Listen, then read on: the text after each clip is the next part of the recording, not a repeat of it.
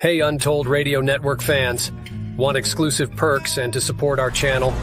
Introducing our YouTube membership program with 3 amazing levels.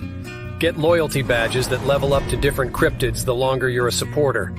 How cool is that? You'll also get access to custom Bigfoot emojis and priority in chat.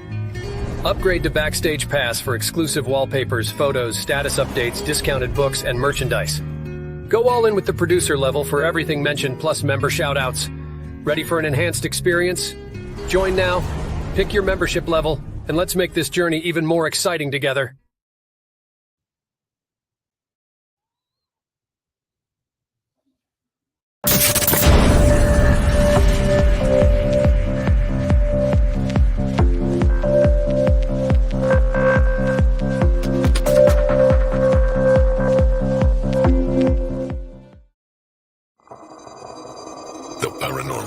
UFOs, monsters, mysteries. You're listening to Talking Weird. And now, from a cabin deep in the Northwoods, your host, Dr. Dean Bertram.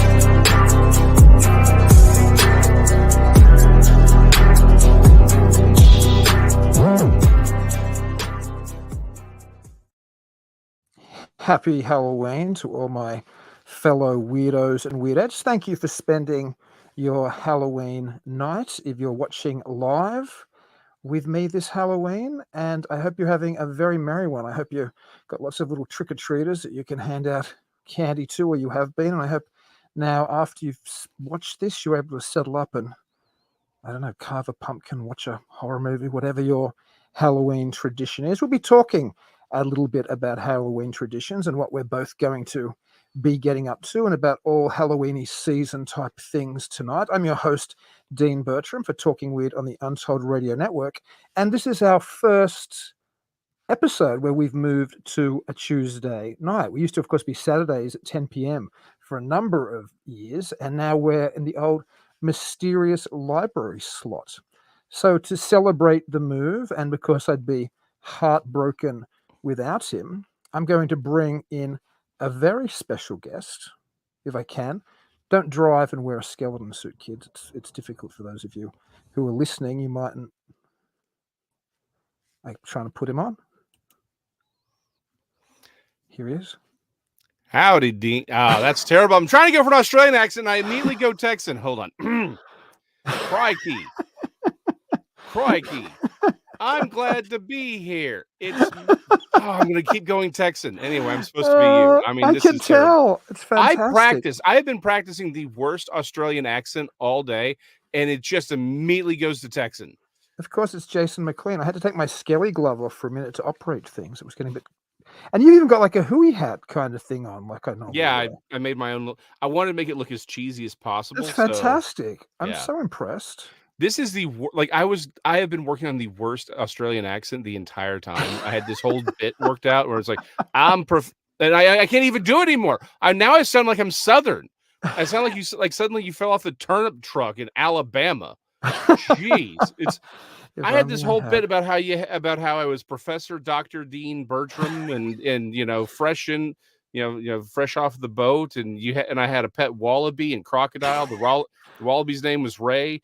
The crocodile's name was Palmer. We had all kinds of. I had this whole bit worked out, all of it. I have been working on this bit for a week. I am not kidding. I have been working on and I just immediately blew it. Well, I appreciate the effort. You didn't. I was entertained. I'm hoping some of our listeners were. Certainly, now if you're listening to this, you are missing out seeing Jason McLean. Yeah, looking essentially like a doppelganger of me, which is appropriate on Halloween. It's a type of nights where fairies and goblins and sprites and spooks and doppelgangers presumably prowl. Presumably, dude, I had a whole bit about saying presumably and assume. I had this whole bit worked out. I swear to you, and I blew it in the first 10 seconds because apparently I can't do voices at all. Well, you do a good beard, though. I like that. Thank you. It looks. Did you like put some like you darken that beard up even? Yeah. I I'm got like some impressed. cheap spray, and I've been spray painting my beard. Oh man, this is honestly the most fun I've ever had. I think on a talking weird. Hang on, let me. I'm going to pull off my mask so I can see a little clearer and not be like bumping Yeah, the there you go. microphone for the whole episode. Hang on. You chat to the people while I do anyway. Okay. So let me see if I can hold on. Crikey. Let's throw another cryptid on the Bobby. There we are. Damn it. I can't do it. It's terrible. This is awful. This is the only voice I can do consistently. It's like a weird elf gremlin thing. That's it. This is the only voice I can do. This is it. It's this or my normal voice. I can't do anything else. And here's the worst part. I am a Texan, 5th generation. I go out of my way to hide my accent so much that because I'm from Dallas, but I grew up, so it's like most Dallasites don't have much of an accent. If I'm mad, that's the only time I have an accent, unless I leave the state. If I leave the state for any period of time, it will creep out just by de facto. So, yeah, I can't do voices, man. I tried. I have been working on this. Well, That's I'm sad. impressed with you. Get an A+ for effort, Jason. Anyway, Thank you. and tonight's not about perfection. In fact, my daughter, I bought her what did she want, a leopard costume or something this year? She was a black cat last year. She wanted a leopard costume this year, and at the last minute, she was talking about going in this homemade hamster costume, which she literally made with just pipe cleaners and made like ears. Mm-hmm. And she pulled on a pink snowsuit and said, "I want to go as a hamster." And I'm like, "Well, it's Halloween. You go as whatever you want." So it's the effort that matters. Is my point. It's the spirit. It's the effort. It's the spirit of the occasion. Do your family usually celebrate Halloween? Or you're not big Halloweeners? Yeah, we're not really big on Halloween. Like, yeah, the kids would do some trick or treating every once in a while. Usually we'd do the, church, trunk or treat kind of thing where all the cars are lined up and everyone does a thing, right? We'd do stuff like that. We're just not a big Halloween family. Never really have been.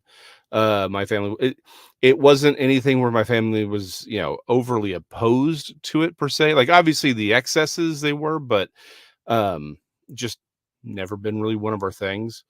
I think I'd like to say, I'd like to think part of it is honestly just my family has really never been one for superstition at all. I know this sounds weird coming from like, hold on. I know given the field, but that's things I really am not one for superstition. My family's never been one for superstition. So I'm one of those few people who, I guess a lot of Christians either just completely eschew all of the occult which you should. I was gonna say, yeah, you should eschew the occult in general. Bad idea, right? And again, I say for the same reason I would tell a kid, hey, if there's an adult you don't know talking to you and he's got a white panel van, you stay away, even if they don't have a white panel van, right? But it's the same, it's the equivalent. That's what we are to these things. However, I'm also not superstitious. I think that's one of the, so again, as a family, we've never been superstitious. So it's not we ever had a thing against Halloween per se, but we were also just not big like, woo, let's go do. And I'm not a big horror fan. Like I've seen my share of horror films, but honestly, again, kid of the 80s, most of our horror films were all slasher stuff, and I'm just not into that. So yeah, not opposed, just never really been big on it. Speaking about horror films, I made an announcement today that I'm moving a festival that I started in Sydney, Australia back in 2006 called a Night of Horror International Film Festival. It's one of, I think, the premier horror festivals on the planet, really. It's well loved and it's, ranks all the time very high and, top festival ratings. I think Dread Central called it the best, genre festival in Australia. And I've always taken a lot of pride in the festival. I've had other people run it in Australia for the last few years because it was getting difficult for me to go back and forth because I have my daughter all the time. And it's just hard to coordinate an international trip every year. So some people ran it in Australia and did a good job, but I'm happy now to have it back. And I bought it to America. So the 16th edition, I'll flash it up now because this is the art that I've been Go for it. sharing everywhere this week. 16th edition of Night of Horror now in the USA. Wow. Yeah, I am excited about moving that over here. So unlike you, I probably always have been a big horror guy, Mhm. and that's probably one of the reasons I think I loved Halloween for a number of reasons, probably for several. It's hard for me to say, count the reasons why I doth love Halloween because there's a lot of them. But I think as a kid, I liked horror movies. Mhm. And I also loved the United States of America, and Halloween was something that we didn't have in Australia. So I hadn't been Really? exposed. Yeah, there was no now they do, but when I was a kid, Mhm.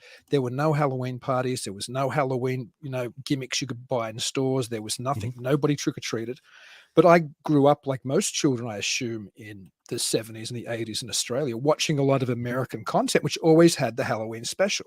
The Yeah. reason I like my skeleton suit that I'm wearing tonight is because Mhm. that was the outfit that Richie Cunningham wore in a Happy Days Halloween Oh, that's episode. right. And as a Yeah. child, when I wanted to have a Halloween party or Mhm. hang out with my friends, and I was the only one who ever did it. I had parties and had my friends over. I think all their parents thought, "Who? This is weird." And I'd take my friends trick or treating, and all the neighbors would be like, "What? What do you want? Tricks or treats? What? What? Oh, it's that stupid American thing, Mary. Get out of here, kids. You're not American." I'm serious.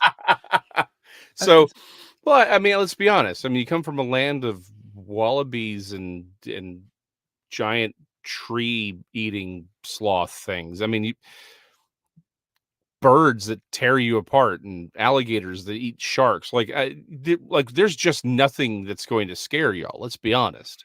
No, not unless you, like, suppose want the thrill ride of a horror movie. I probably, ironically, because I've spent a large part of my professional life working in the genre, I probably watch horror movies less for fun now because I watched it so Right. much for work Mhm. anyway that I don't. It was not like when I was a kid, where certainly by the time I was in my teens, almost everything I wanted to consume was horror films. Like I Yeah. read Fangoria magazine all the time. As soon as Rue Morgue Oh, I magazine remember was that released, I was started to read yeah, that. I would all that my was cool. friends and I would watch on weekends when we would always, Mhm. where whoever's parent was away, we'd all go and crash at that person's house, and we'd have a wild teen, not wild makes it sound more exciting than it was. Oh, we've got a six pack of beer and a pizza, and we've got, Halloween 3 on you know what I mean? It was that kind of party, but it was Yeah. fun when you're a teenager. And all we would ever watch for the most part would be horror movies. Like it was such a part of my culture growing up. And again, I think a lot of that had to do with my love of America because so many of the movies I Mhm. was consuming was particularly that period of my life was American horror films. But so to me, Halloween, ironically, it's not an American tradition. Of course, we can talk a little bit about that as Right. we did more in depth last year.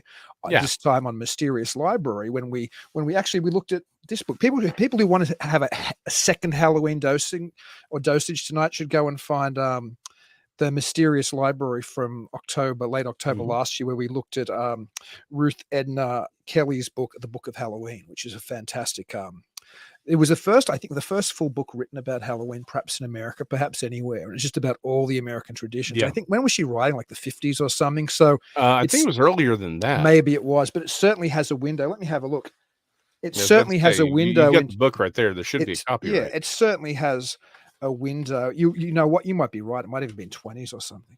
But Yeah, I remember it being early. it certainly had a window into you're right. Yeah, it's copyright 1919. So it certainly had a window into an Mhm. even earlier period of what Halloween celebrations were like. And Mhm. things we talked about last year was how important divination, like rites, Oh, used to yeah. play. Like people had all these games where they divine if who was going to get married or who somebody's boyfriend was going to be, Mhm. or all of these kind of things, which we don't think about Halloween today. I think probably back then Halloween wasn't so much for the kids like it is now. I think there were a lot of adult parties. It was a big thing on the adult scene. Yeah.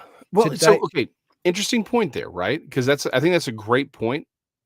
Post World War II, because this is one of the things we talk about a lot.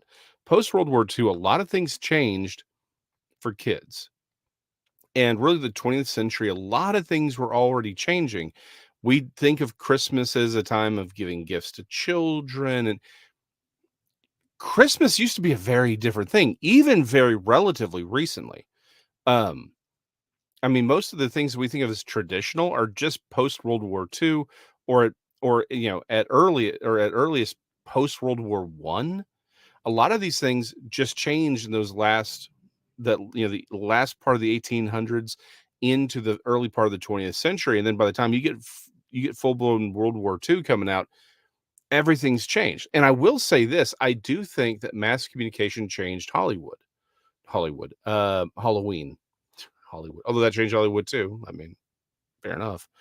By the way, before I forget, it's so weird not having the chat running since this is a recorded thing. It's Yes, we aren't doing this live. Right Yeah. now, I'm probably trick-or-treating with my daughter. I would have liked Yeah. to have talked to everybody live, but then my daughter would have to have missed out on Halloween. So yeah. So it's so weird not having. But I did make one. So there was one year, like I said, never been real big on. I mean, just haven't. Right.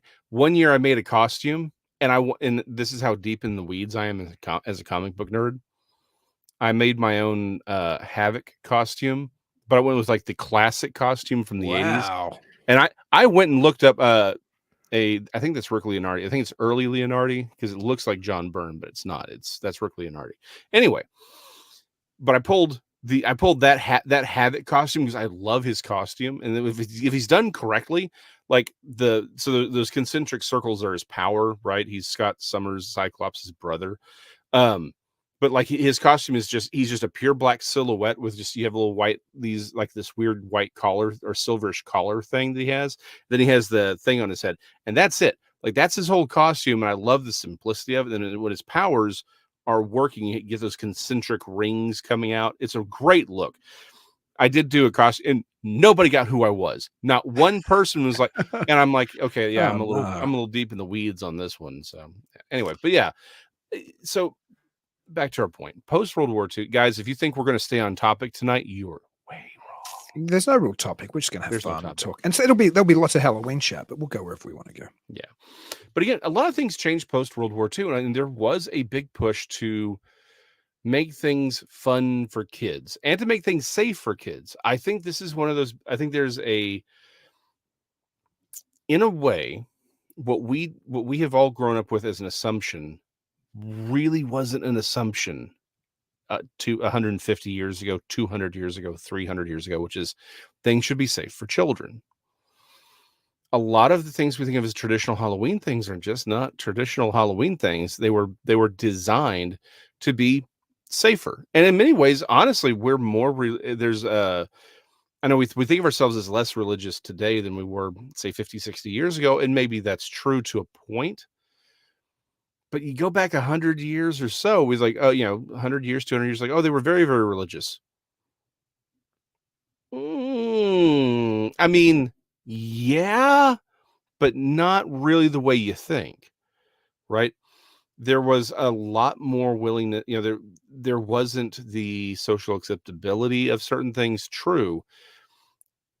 But when you look at these early Halloween traditions where it's like a lot of these things are they really do dabble into the occult. Like it's not like it was sort of accepted to sort of have some games, and you're like, this isn't a game. You're straight up, it's like, this is straight up a cult. Like it may be dressed up a little bit, but not by much. Well, of course, that's because a lot of this comes to America via the Gaelic or Celtic immigration from Scotland and Ireland. And those people are bringing traditions that are married to older pre-Christian traditions in many times, and certainly Halloween, which was of course was Samhain, which was one of the quarter days there, and then it was there's an argument still between scholars whether Samhain was Christianized and became Halloween, or whether Halloween's really based more on All Hallows Eve and All Saints Day and all of this type of stuff. But there certainly was in the Gaelic countries leftovers of the old religions, certainly the old fairy faith,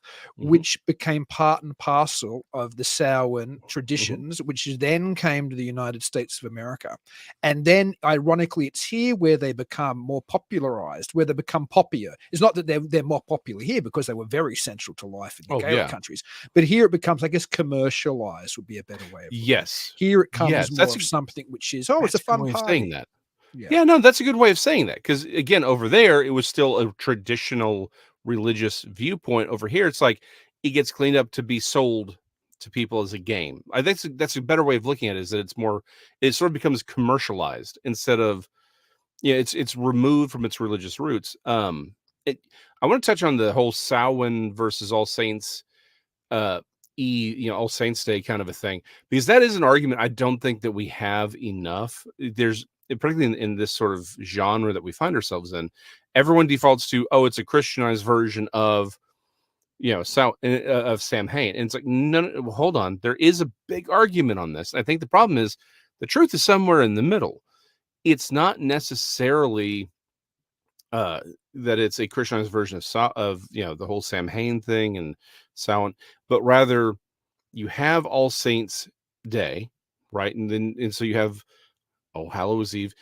That sort of evolves within that milieu, and I think essentially it's like anything else that's syncretic, they all sort of start blending together.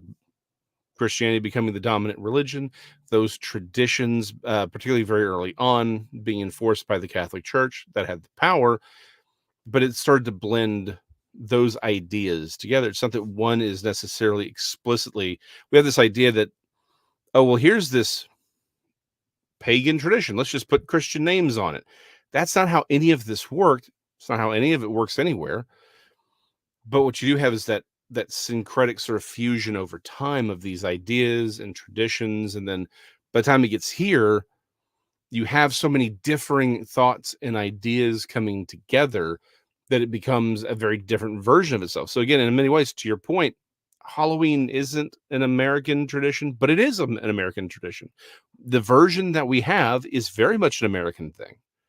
And It's not ironically, really what exists anywhere else. ironically, some of that got exported back to Europe. Like the Mm-hmm. trick or treating there now often takes its kind of precedence from American traditional trick or Yeah. treating. But prior to that, they did have things there like guising or Mm-hmm. mumming, where guising was just, I guess, because people wore disguises, so it was called guising, and people would go begging door to door, or they would do little acts and dances and things, and they'd perform, and then the kids would get things. So there was a tradition there even prior to our trick or treating, which apparently I was reading recently. I think that the first time the term trick or treat is seen in print in America is sometime in the late teens or early 20s. Like it's somewhere between, I can't remember when, but it was between 1910 and 1920 something.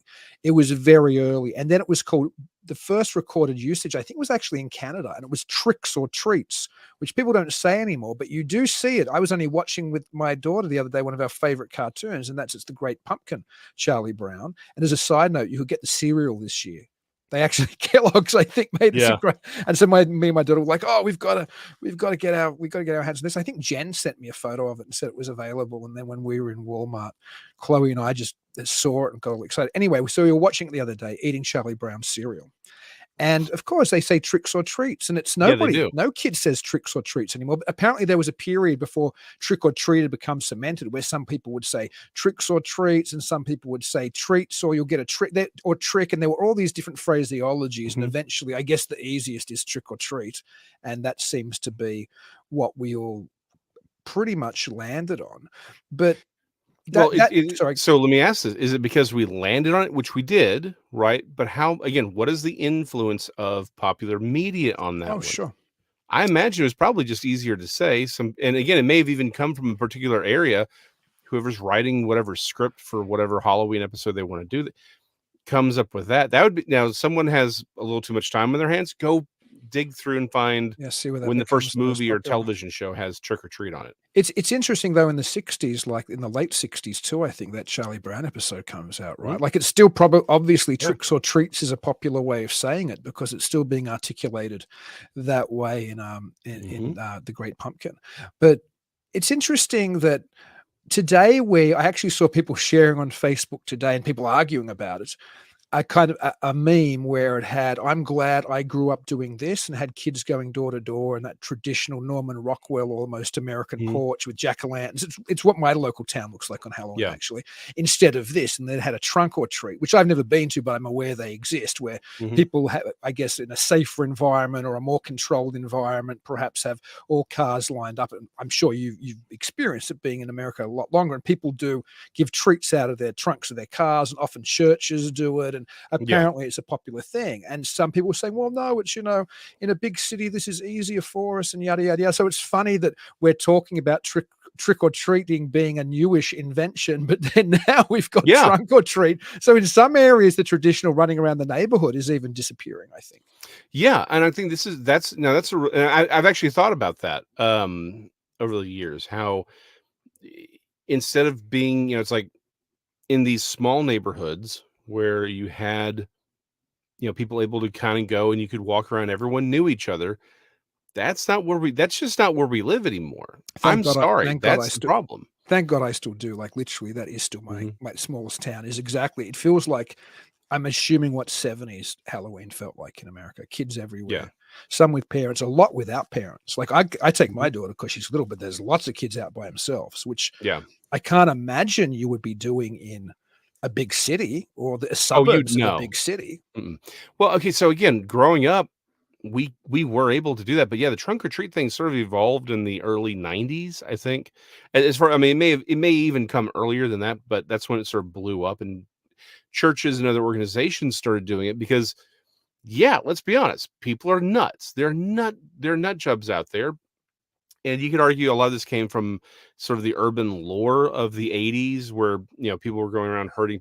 Problem is, yeah, people do hurt each other on Halloween. Like there are nut jobs running around doing things, right?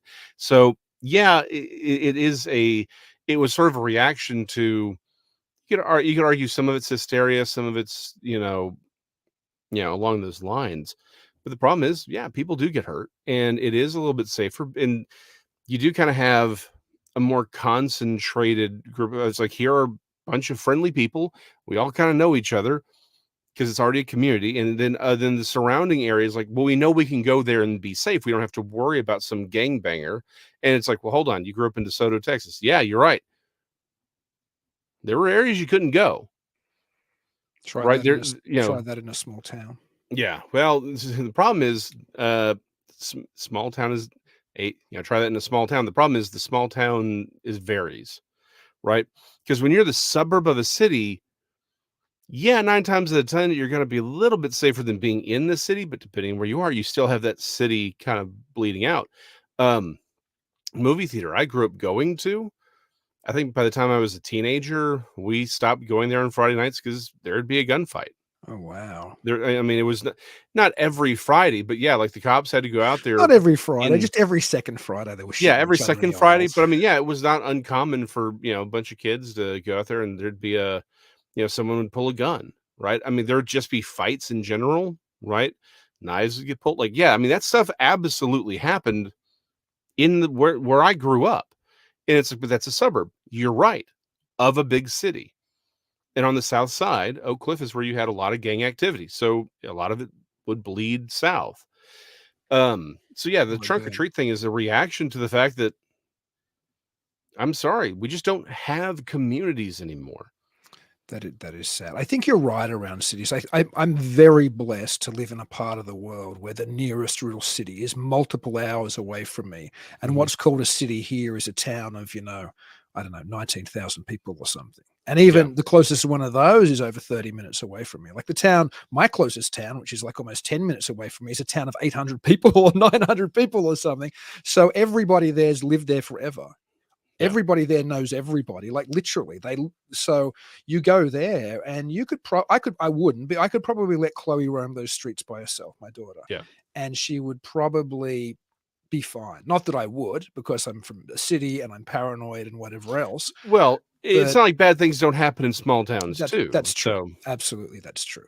But if you were going to let your kid do it in the 70s, my local small town is probably just as mhm, safe as any suburb of America would have been in the 70s, probably yeah. safer, to be honest. But you know what? It's funny too, because we do think of Halloween as, and I'm a parent, so I'm absolutely one of these people. You want to keep it safe for your child. But those Mhm, traditional events culturally mhm. where people dressed up and misbehaved, from the kind of carnivale traditions like onwards, right? They were nights of mayhem and mischief. Yeah. Like, historically, if you went back to the Middle Ages and it was a night where Mhm. everybody was dressing up and running around and doing things, I guarantee people were getting hurt on those nights. Yeah, no, exactly. This goes back to my point. A lot of what we think of as tradition is just post World War II. To your point, even Christmas used to be like Christmas was outlawed in a lot of the early colonies because they're like, this is a night where people go and they just go nuts, right?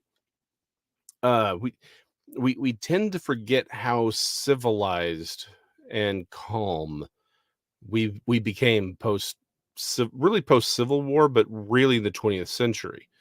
Um, it's there was a lot of respect, to your point.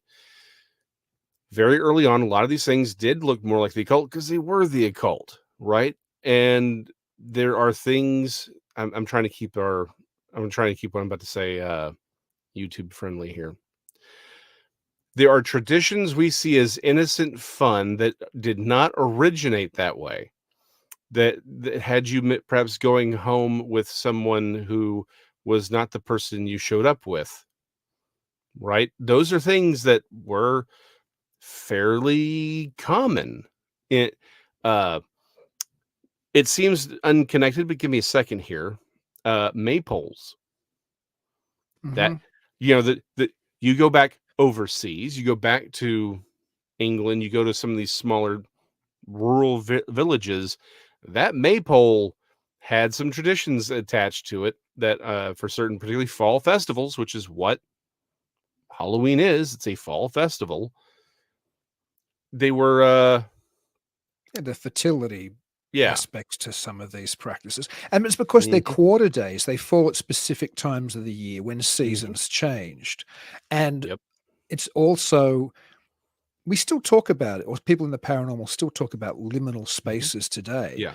But this whole time of the year was and perhaps Mhm. still is a liminal space or a liminal time. It's a time Yes. between the warmer weather, the colder winter, the colder weather. Winter is upon us. As you can tell here, just Mhm. in the last few days, the cold dropped on here like a week ago. It was still Mhm. t-shirt weather outside. Today I go out and my chicken water is my chicken coop's frozen. I've got to get the heater Mhm. on now, you know what I mean, for them, which keeps it warm over winter, which wasn't on. So that quickly it went from being literally I could be outside in a t-shirt to Yeah. now it's like you go outside and it's colder than I ever was in my entire life in Sydney, and this isn't even the proper winter yet. It's not So even winter yet. Mhm.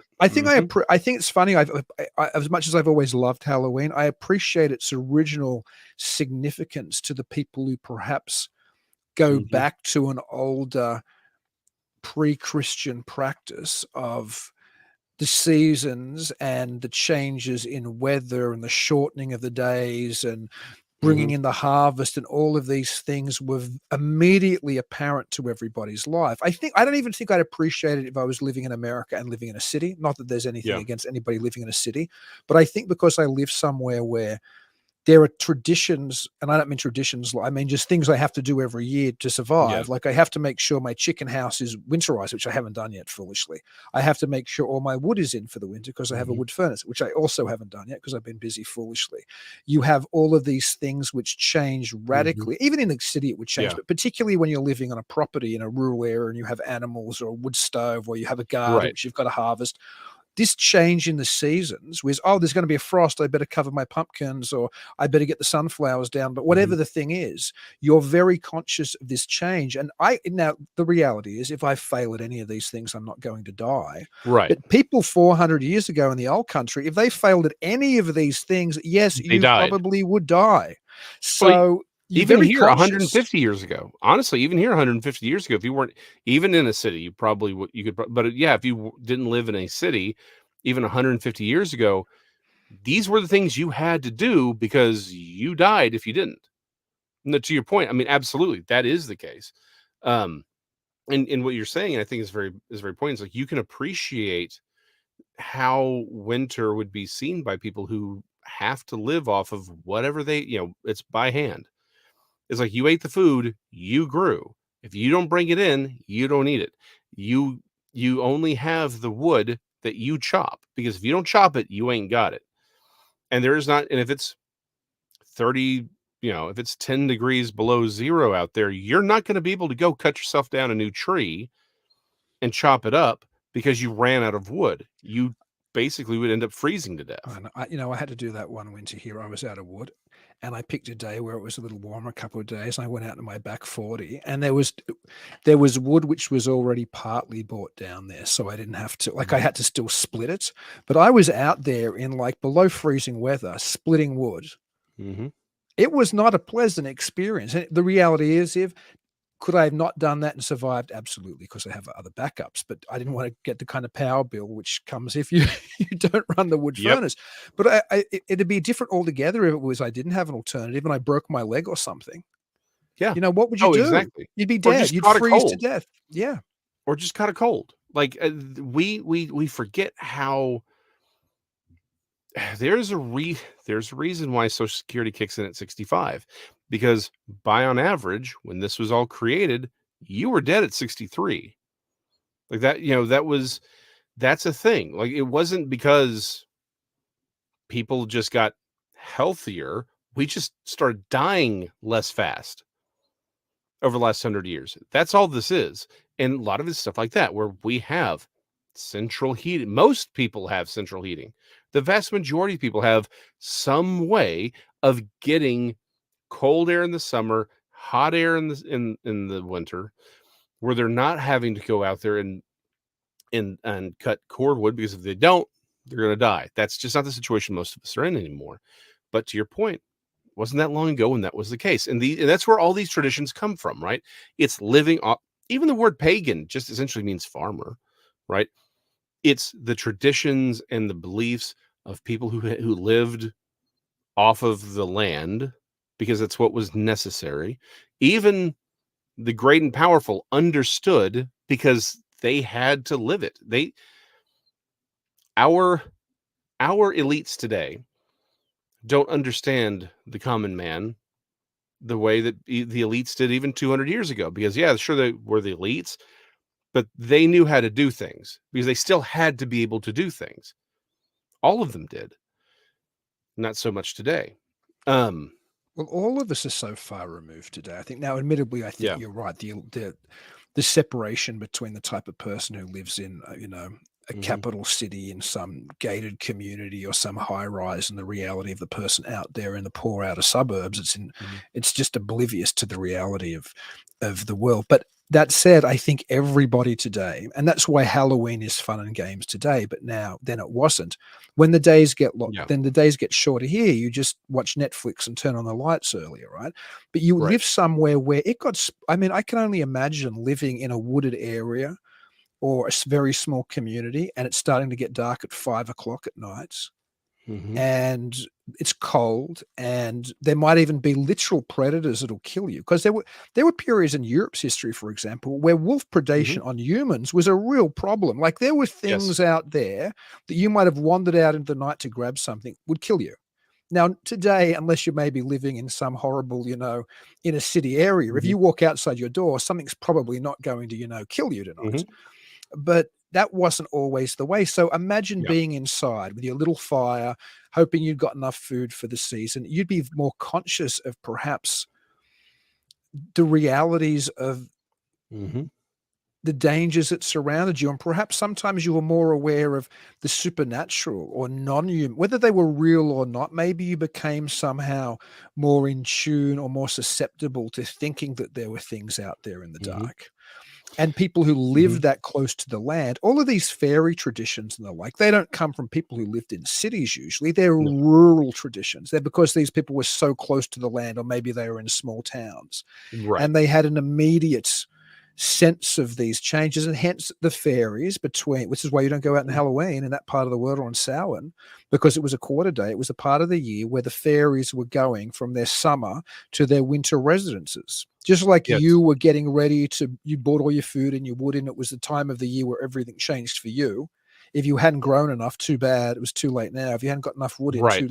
it was the same for the fairies. They had to Yeah. move to go to They their had things to summer do. residences, and Yeah. you did not want to be out there on Halloween. You went out there trick or treating on Halloween Island 300 years ago, because that's when the fairies were out there. Now, you might have done things which became traditional to potentially keep the fairies and to keep other things away. Like, apparently the tradition of setting bonfires in some parts of the world was because you'd be able to keep witches away, or perhaps even burn them when you flew over. And some people suggest that putting on costumes was because you could disguise yourself as one of the other crowd or one of these other things, and you'd be left alone.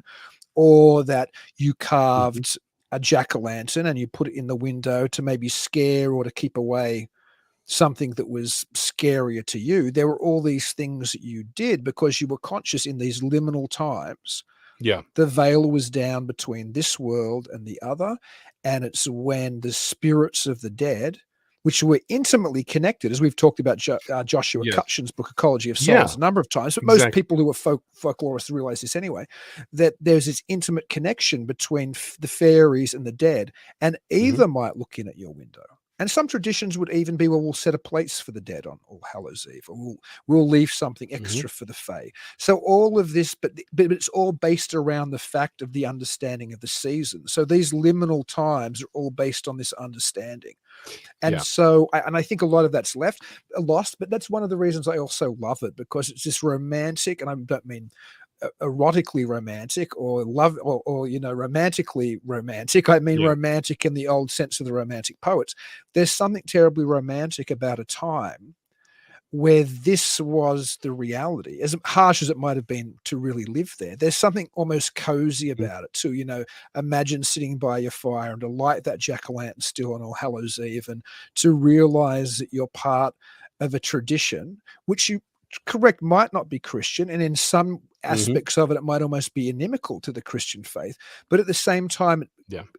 it feels like you're part of a tradition which was closer to the other than less removed from the other. Somehow you were part of us. The unseen realm was very real and very apparent to you if you lived in that period. Yes. And today it doesn't seem to be real and apparent to most people.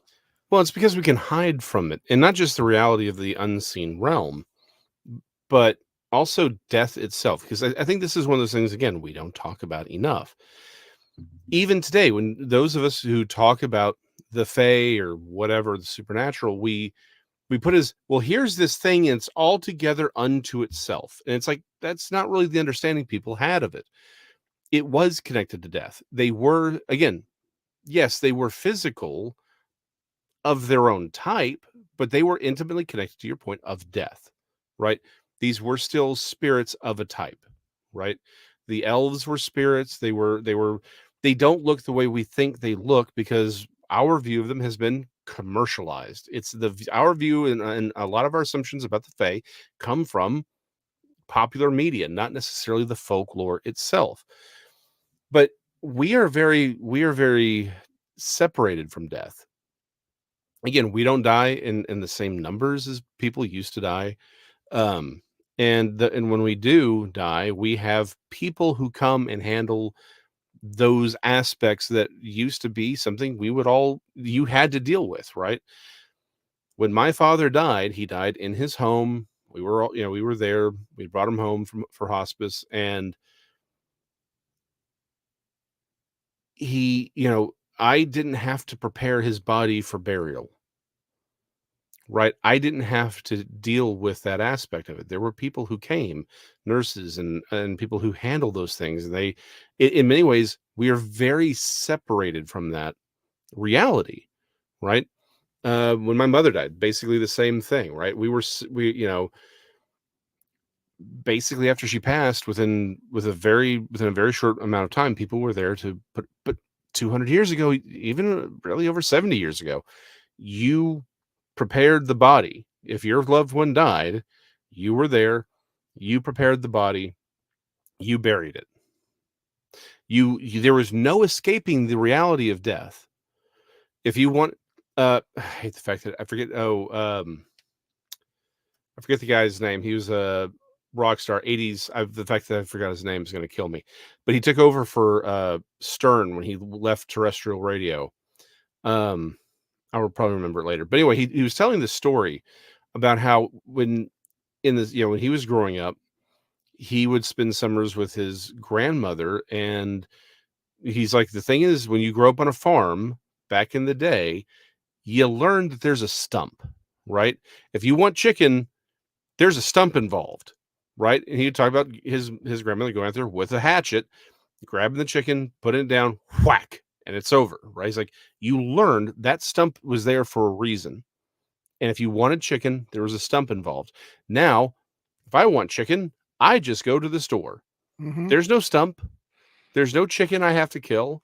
It's already been cleaned and prepped and is sanitary, and I can buy it and I can cook it however I want with spices that didn't, require thousands and thousands of man hours, on a ship, for.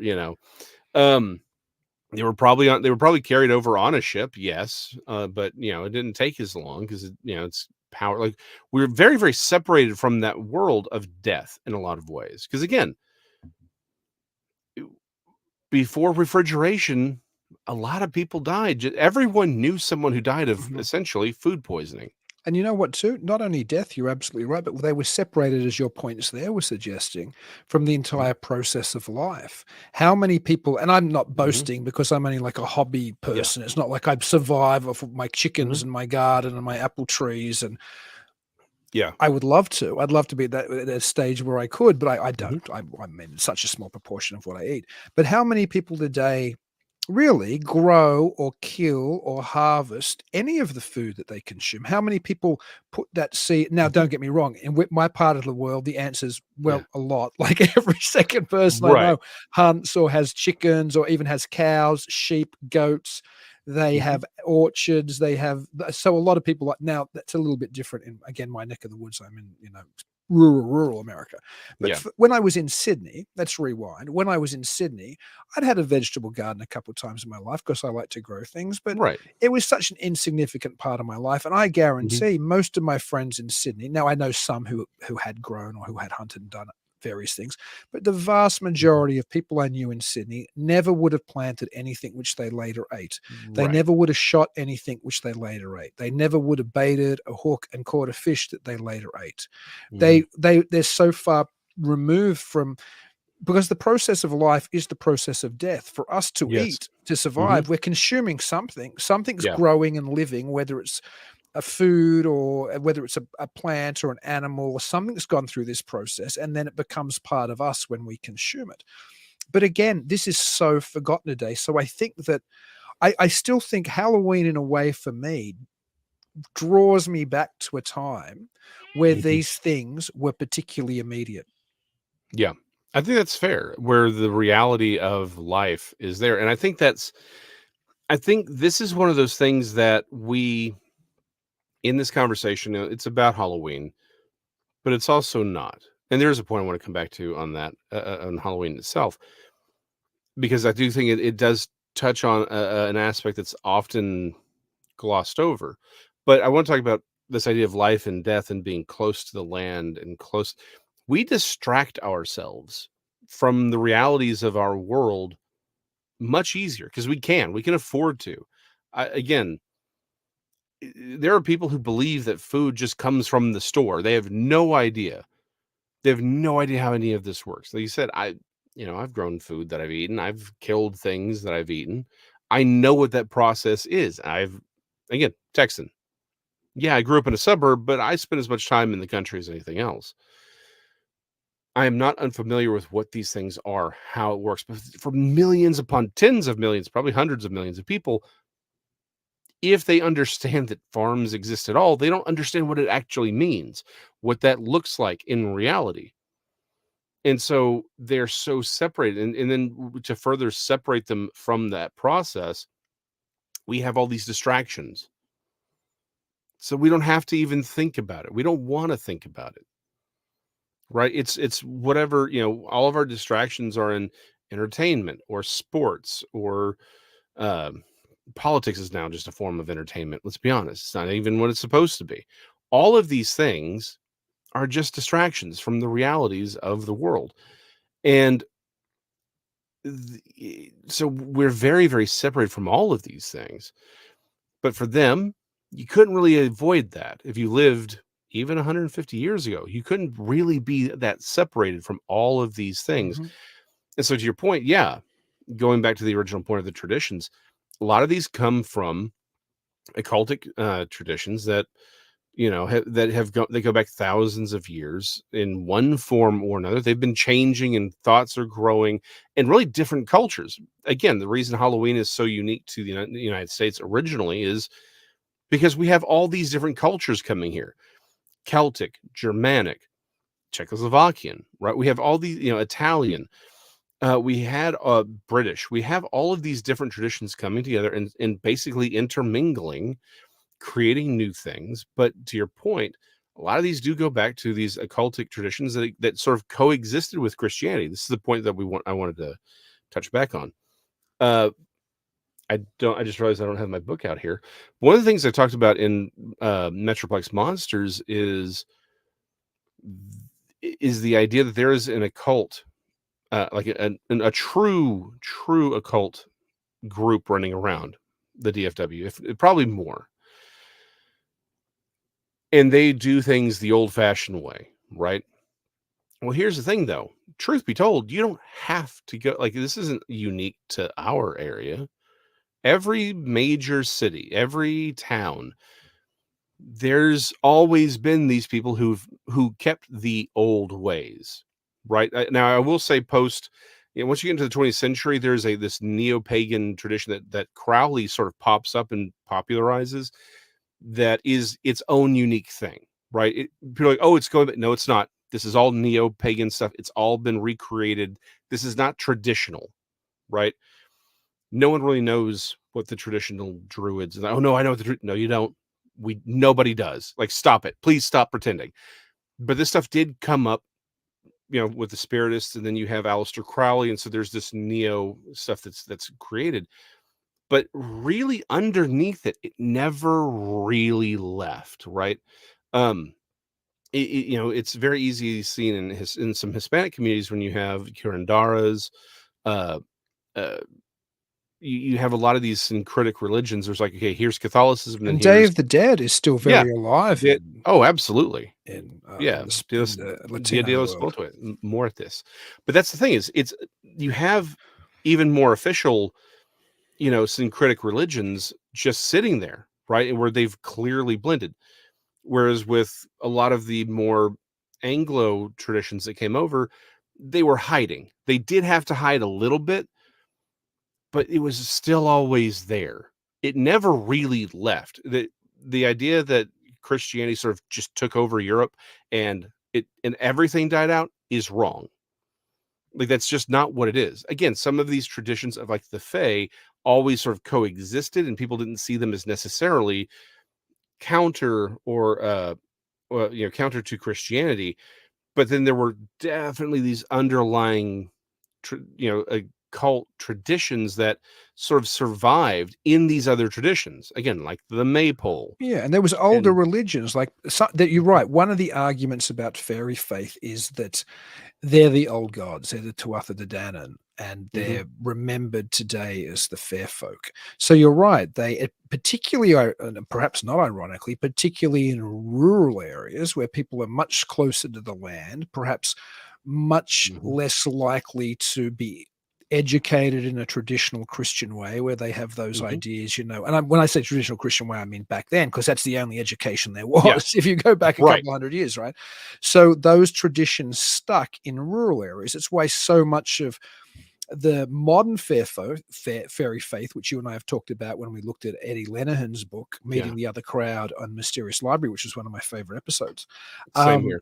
He goes out to those old Irish areas, and he's talking to octogenarians who still remember the stories, and some of them have still had experiences. Sometimes there's newer people who've had experiences, but mostly they're in rural areas where that tradition never went away. And again, perhaps that says a lot about whatever your belief system is, that people in rural areas have an immediate sense of nature, perhaps, and perhaps they're more sensitive or more likely to lean towards an explanation of life which involves something attached to the seasons, like the fairy folk moving between their forts, or that you were dependent upon a good harvest, so you did whatever the superstitious ritual was that ensured you got a good harvest.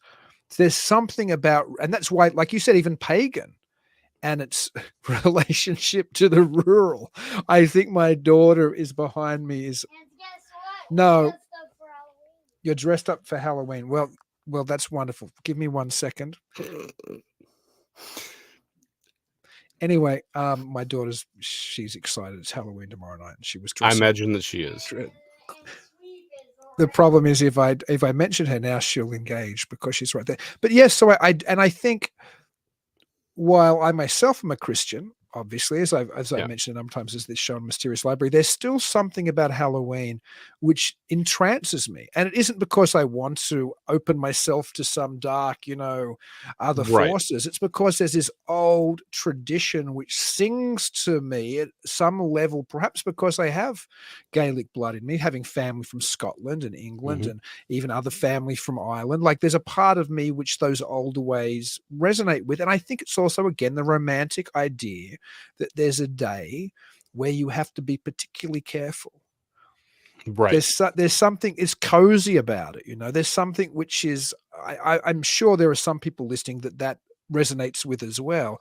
There's something cozy about you've got the jack-o'-lantern in the window because the dead might be looking in or the fairies might be passing, and you're Mhm. safe inside and you've got your fire going, and there's almost what Mhm. Jung would have talked about as some racial or archetypal memory which attaches you to those ancestors hundreds of Mhm. years before, and there's some I don't know, there's some circle thing happening there. So it's very hard for me not to appreciate Halloween, and I Mhm. think if anything, I appreciate it more now as I'm older and I understand its Mhm. significance culturally and rurally than I did when I was a Mhm. kid and just watched Happy Days. And Yeah. The first horror movie I ever saw, which altered my life forever for better or worse, was John Carpenter's Halloween. And if I hadn't seen that, there'd be no Night of Horror, and I probably wouldn't have become as interested in the holiday and horror films as I have. So, yeah, it's So it's very his hard. fault is what I'm hearing. John Carpenter's to blame. Thanks, John, if you're listening. I'm Yeah. sure he's not. But hang on, Um, just quickly, what's your favorite Halloween movie before we let okay. it down? So here's the thing. You're gonna hear it and you're gonna laugh because you're gonna be like, this is not a Halloween movie. But it is. Spaced Invaders. I don't even know if I've ever seen Space It Invaders. is this great sort of B movie thing about aliens that these little green, literally stereotypical green aliens with like little, antennae. They crash land on Earth on Halloween. It is just a sci-fi family action film, but it, sort of takes action comedy, but it takes place during Halloween. Huh. It's like it is not a Halloween movie except for the fact that it is. It's sort of like the whole um Die Hard being a Christmas movie. It's like, well, it is a Christmas movie because it takes place during Christmas. Right. Spaced Invaders is my favorite Halloween movie, and it's not a Halloween movie, but it is. And if you haven't seen it, it's a lot of fun. Um, it's really funny. It really is funny. But I love practical effects as well. And this movie's again before all the CGI stuff, so everything's a practical effect. Um, it's done very, very well. There's this robot overlord thing that's on their ship that's also sort of the bad guy. It's a lot of fun, and of course, they're walking around on Halloween. That's one of the gags is, everyone just thinks they're trick-or-treaters, right? Huh. So it's Space hilarious. Invaders. Now I feel like I have to go and watch that. You know what there isn't? Mhm. Now, obviously, most of the wonderful family, tearjerker type movies Yeah. are Christmas movies, they're a holiday movie, but we also have Planes, Trains, and Automobiles, which is as fantastic Right. as any of those Christmas movies, and it's a Thanksgiving movie, but there's no one that I'm aware of, except maybe Space Invaders is gonna fill Mhm. that blank. I'm unaware of any fantastic non-horror themed Halloween movie, if that makes Yeah. sense. No, exactly. That's my thing. Like, I'm just not a big horror fan in general because I find life is horrific enough as it is. I get it. That's just my again, I got no problems with anything. I've seen plenty of horror films. I'm just not a big thing. But like I said, that's one of the reasons I love it. It's a lot of fun. It's just a fun movie for Halloween. But you're right. I think it's because people, again, modern post World War II America see it as a day of it became a day of horror, right? That it was like it's became scary. I was something you mentioned I want to kind of touch on before I find out what before we go is someone had mentioned the difference between American or Western horror movies and Japanese and really Asian horror movies, but specifically Japanese, is that there are rules to monsters in Western cinema and really in Western lore, right? You don't have those same rules in a lot of these Japanese horror films where the yokai can just show up anywhere. Like there's no, okay, it's a full moon. That means the werewolf can come out. Or if I've got a cross on my door, if I've got garlic hanging, the vampire can't come in. these things can show up anywhere, anytime. It doesn't matter where you are, what you're doing. It was that difference in psychology. And I thought about what you were saying about how the romance of being able to say, okay, well, I'm going to put my pumpkin in the door. I'm going to carve it. I'm going to do this. When your contact with that thing, with that other side, is only happening on very specific days, and there's rules as to how they operate and your interaction with them. I imagine it's also something very comforting. Instead of saying, "Oh, it's all out of control, it's all chaos, there's nothing I can do." I think there's also that sense of safety for those people where it's like, well, if I do this, I'm good, right? It's like you can check a box and you're. So a lot of these traditions come out of the idea of wanting to feel safe in this chaotic world where there's this element you can't control that is beyond it. Like, okay, if a wolf comes down, breaks in my house, it would be really bad, but I have some options on how to take care of it. What are you going to do if a fae walks in? That's a good point. So yeah, I was just thinking about your comment about the romance of it. I think there's also a lot of safety in that, in that psychological sense, where it's like, well, no, I've done this, so we're fine.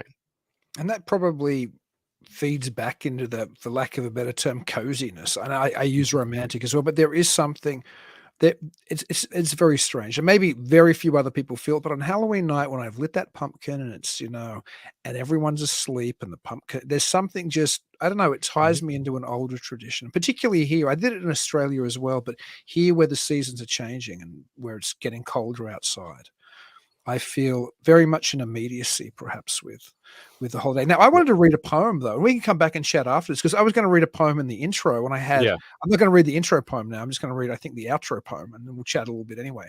But because, although we're almost at the hour, but we can chat a little longer. But I thought I'd read a Halloween poem because it's a Halloween episode. Okay, let's if I can put my glasses on under my mask here. Okay, so this is just a cute little Halloween poem that I was going through one of my Halloween books, and I chose a couple. So this is the closing one anyway. Halloween by Molly Capes. Bolt and bar the front door, draw the curtains tight. Wise folk are in before moonrise tonight. Halloween, Halloween, chestnuts to roast. A gift for the fairy, a prayer for the ghost. What will have their fate? Who will have their fate told? This night is known. Whose hand is full of gold? Who goes alone? Halloween, Halloween, snapdragon blue, a lover for me and a fortune for you. Stars shiver blue and green, moons wide and white. Their tattered clouds between, witches take flight. Halloween, Halloween, apples a bob, elves at the keyhole, and imps on the bob. 12 calls the deep bell to the hollow night. 12 whisper steeple tops far out of sight. Halloween, Halloween, fires burn high. Who shall say certainly? Whom can tell truthfully? What solemn company pass through the sky? So to everybody out there, I hope that you're tucked up in your home now with your jack-o'-lanterns burning, while my little daughter in the background is wondering why she can hear a poem from me resonating throughout the house. But that poem, it touched on a lot of the things I thought, which we don't do anymore. There's fortune telling. Who will have fortunes told? Hang on one moment. Who will have their fortunes told? There was a little guest appearance there. Who will have their like all those things we don't do anymore. There isn't any fortune telling anymore. There isn't any who's going to be rich, who's going to have a lover. This is still dates back to that period that we were talking about earlier, where those practices took place. So few of those are even remembered anymore. Yeah, no, I mean, again, it was never part of my experience at all. And and that goes back to the idea that a lot of these games and these traditions are sort of sanitized versions of these older occultic practices, and that's really where all this is coming from, and where it comes. And so I'm certainly not unsympathetic to the people who say we shouldn't have anything to do with Halloween, right? It's like, well, I mean, they're not entirely wrong as far as where these ideas and concepts are coming from. Just not particularly superstitious individual. But that being said, these ideas, these things are older. They do trace all the way back. It's just as cultures grow and change and evolve, they've changed, grown, and evolved with us. And some things we've forgotten. And in maybe that part of that may be for the good, some of that may be for ill. It depends on your perspective, I suppose.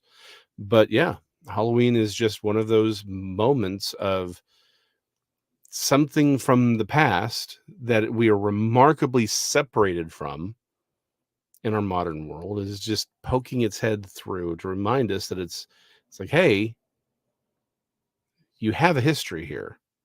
There are things you really should probably think about that we've avoided thinking about for a very long time.